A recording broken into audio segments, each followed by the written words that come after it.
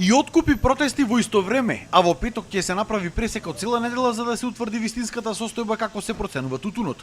Ова вечерва беше одлучено на повторната средба помеѓу министерот за земјоделство и тутунарите во Прилеп, откако откупувачите не го испочитуваат договорот од петокот.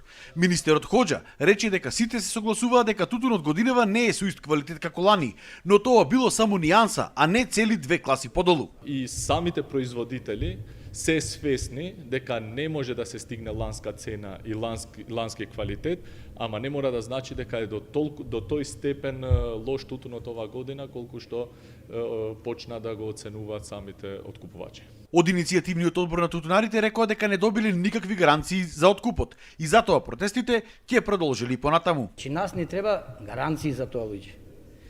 Откупот треба да трае од утре до крај на реколта со исто темпо во сите градови со сите откупувачи.